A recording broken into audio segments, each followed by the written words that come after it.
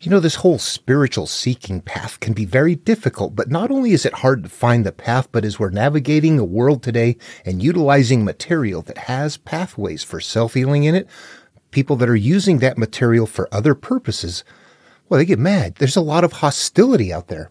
And so for those of you that don't follow my work, I will tell you that the Holy Bible is a vehicle to carry a religion, and that religion is very flexible. However, the entire religion is framed on a structure that is very difficult to see. And if you seek that structure, it is no longer religious it's not a place for the theist or the atheist to be. It is where the seeker goes. There's something different. You get in the world, though, and among them, because of the way they think, you're either on my side or you're on their side. You're either me or you're them. They don't get that the them can be very diverse. And I realize I'm using the term them as well. When I'm using that, please forgive me. I'm not trying to make a blanket something there. I'm talking very specifically about the mindset of the militant, perhaps ones that are like unreasonably come after you. That's you don't have problems with other people, do you? Just those two. To them, there's two things. There's me and there's them. That's an evolutionary thing. That's tribal. That's people that say, I don't care what you have going on or what your skills are. My job is to survive, help my group survive. So I don't even care what you've got going on. And that is what is in the background that we're running up against as a mindset. Now, in the front, people have got consciousness and thinking and beliefs that they have that is stacked in front of. They can't see what is really driving it because they've got beliefs in front of it. All right, so what I want to do is just kind of talk about my own experiences a little bit as I go through the Bible, and you read the Bible and you're looking at it as an academic, as a Bart Ehrman or something like that, and people jump on and they don't know what you have going on. They don't watch the videos. And, a Christian will jump on and right off the bat, you identify what you're doing, and they don't like to hear what you've got going on. So they'll let you know that, you're not teaching Christianity. No, I'm not. I'm looking for the template, the framing template. I'm not teaching the carrier case.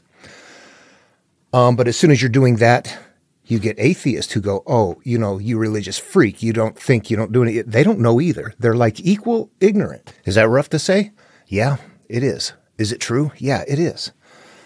If they can't see something in there, you're looking behind a curtain that they can't even see the curtain is there.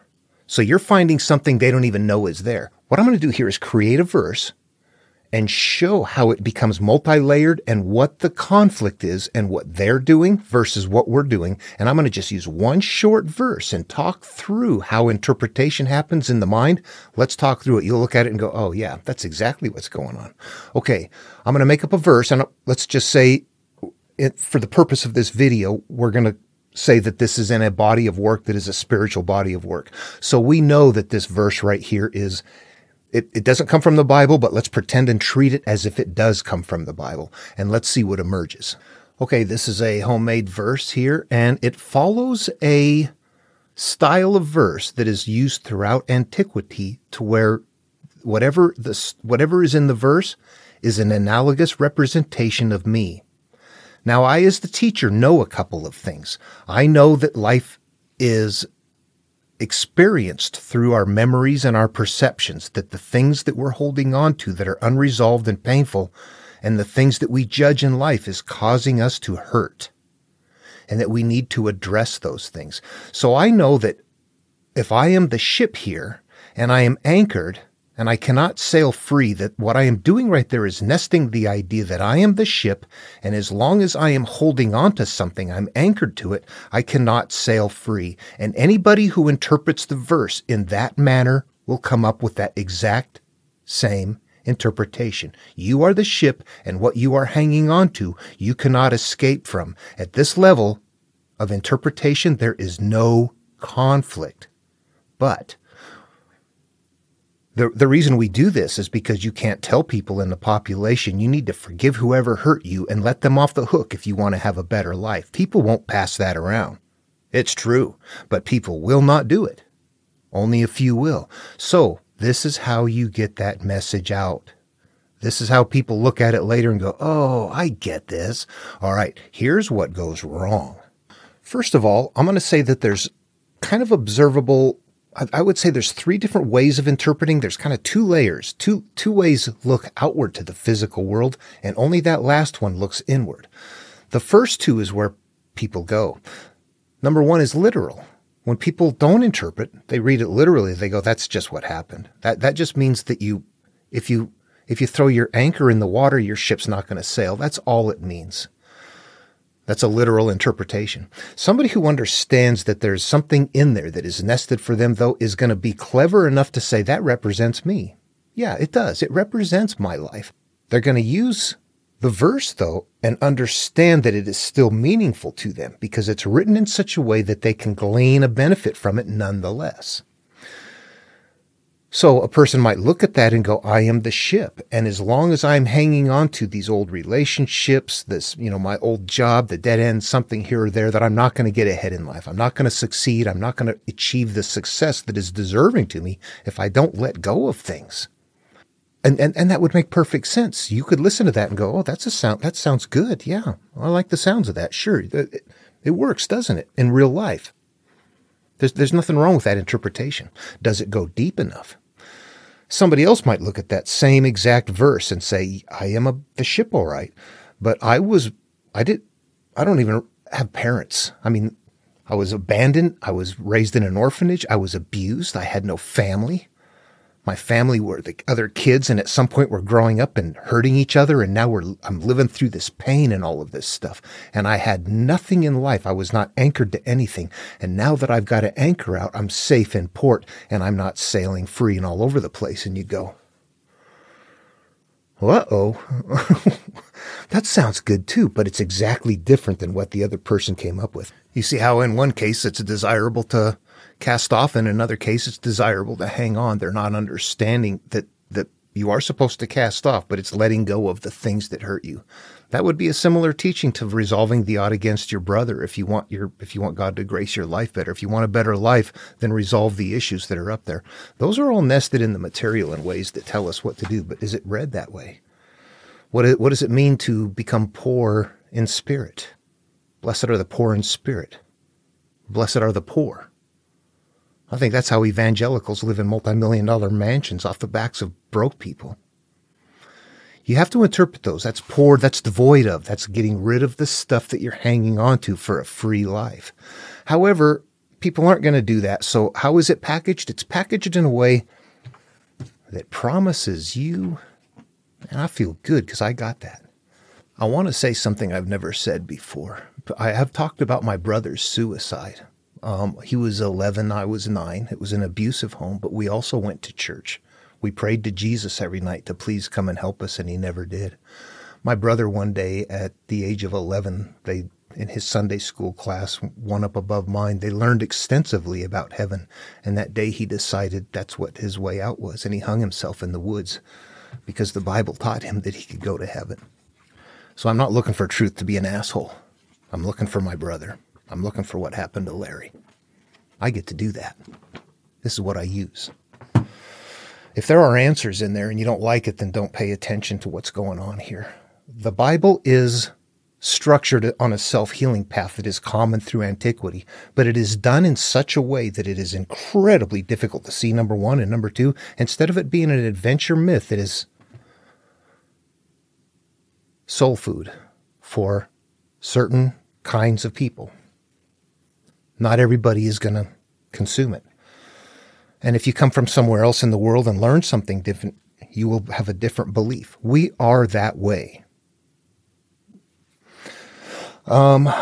What else can I say about this? Okay, so in a nutshell, overall, what I want to say is I mentioned there was two layers, but three ways. The literal and the other one, both of those are outward looking. They're of the physical world. Whether you're reading it literally, that it's a ship, or whether it's about your life experience, you need to let go of things or hang on to things and get married and have families and get a church, something like that. All of those are in the physical world. At the deepest level of teaching, it becomes mentally interactive, and it is a personal healing step. It turns inward. This healing path is what all of these verses are. Those are analogous teachings that tell us to turn inward and heal. I am the wineskin. if I want to put new wine, new life in myself, I can't put a new life into my old self. I can't put new wine into an old wineskin. Otherwise, what happens? It ruins the new life, it ruins the new wine, and it bursts the wineskin. You're screwed. It's worse. What do? If you want to move on in life, new wine must go into a new wineskin. Then they're both preserved. You must heal yourself first before you put new life into yourself. That is how the verses always work. One of the most predominant teachings is this right here, that there's cyclical pain. That's why I use the anchored ship. That's what there is. You cycle around that which you cling to. Whatever you can't let go of is going to keep happening in life. It might be with new people or new things, but that the basis for that is unresolved, stored memories that are in place because of the way we perceive them, and that energy continues to act out. That is why our Father who sees in secret rewards in secret. It's up here. This is where things are. Even if you believe it's God, then at least take it that way. This is how God has it on autopilot. So the wineskin verse fits right in compliance with that. In order to move on in life, you must resolve the past. When you get it to the mind, to an interactive point, you see what they're doing. These are very old analogs, old puzzles, but it is a pathway to inner peace. Jesus taught that. What happened when Paul came along?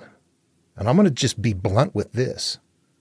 This is not by terminology, but if you observe what Christianity is, you would have to define it as an idol worship religion. You don't have to be an idol worshiper. You can follow Jesus. But the reason that there are so many interpretation deviations, there are people out there that are Christians that don't even know what Jesus teaches and don't follow his teaching. Why? Because they were told all you had to do was believe and worship.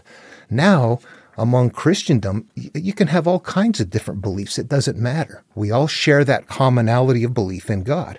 What does that mean if you think it through? God's only concern is that you believe in it. That's the biggest concern. There's some 10 commandments in here, but oh my gosh, what are those third world?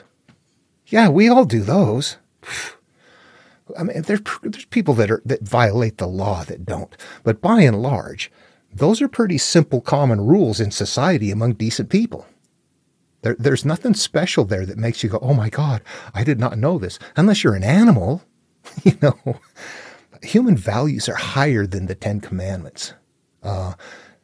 Again, there are people who do not. Now, there are people that do violate some there, but the 10 Commandments, again, need to be interpreted. They are not plain language. Everything in the Bible is that way. All right, I want to sum up by using a really good analogy. Analogies is what I'm all about these days. I got those figured out. That's how they're hiding history. So here's the analogy for what I see as I'm looking for the patterns in the Bible, and you're out in public, and there are atheists and theists out there, that this is my experience. This is how I see it from my perch. That if I were looking at Aesop's fables and a tortoise and a hare story, and there was no moral known, and a Christian, if this was a biblical story, a Christian would be looking at that story right there and saying, it's true, it happened. The tortoise must have kept his eyes on God. Archaeology shows the strip of road back there. There's an old piece of tortoise shell from thousands of years ago. There you go. We found a rabbit's foot. Yep, bingo. There it is. Archaeological evidence supports the fact that really happened. It's a true story.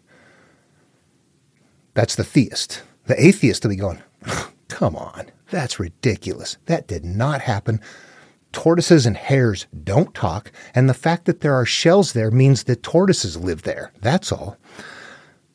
And they'll go back and forth like that. The person that has a different kind of awareness is going to look at that and go, you know what? There's a puzzle in there. There is something in there that isn't the story. The story is a metaphorical representation of something different. And you go and seek what that is. You find an inner meaning, while on the outside, people are not able to do that. And they're fighting over the carrier shell as opposed to understanding how it is verbally. All right. Well, I should wrap this up. This is the kind of thing that needs to be talked about somehow among people that are trying to figure things out, because we're getting bounced at from all over the place by people who are just really aggressive. And all you're doing is trying to talk and figure things out. And when you're using material that everybody is using, this material is available to everyone.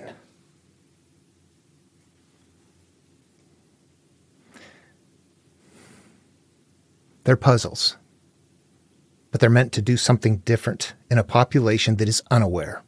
If you're aware, something different comes online. It's that simple.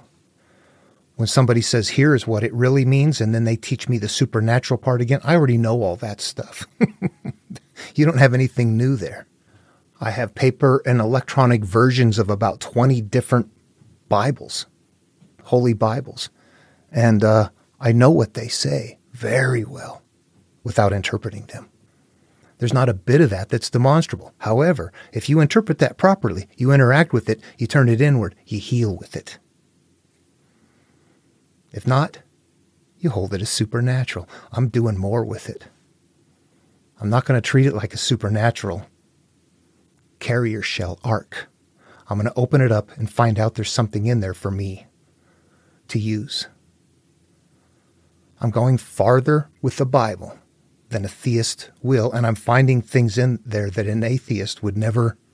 Well, an atheist, if they would slow down and listen, could go, oh, okay, something's there. But they don't do that either. They just automatically assume, oh, you got the Bible? Go back to church. So people have got their minds shut down. Who's seeking? Who's looking? Who's open-minded? Not very many people. Open-minded means you better have everything up on the shelf, not just one book. Better have everybody's. Anyway, okay, I'm starting to go off topic here. You see what I mean here, though, as far as the interpretation? You know, we've got our material that you can interpret or not. If you believe in it, you're interpreting it, but you're interpreting it physical. It can be all kinds of things. That's the theist. But it's on a supernatural shell, and the atheist is telling them no. All the time, there's something in there that if they turn inward with it, that conflict goes away. They're not doing it. They're not using it as an inward healing path, and they're not recognizing that it's even there. So there's a multiple of things going on that we're functioning in the midst of. And it comes at you from all directions. Okay. All right. So I hope the video is helpful and interesting. And I think sometimes stuff like this just needs to be on the table. It's just got to be said. It's what happens. All right. See you in the next video.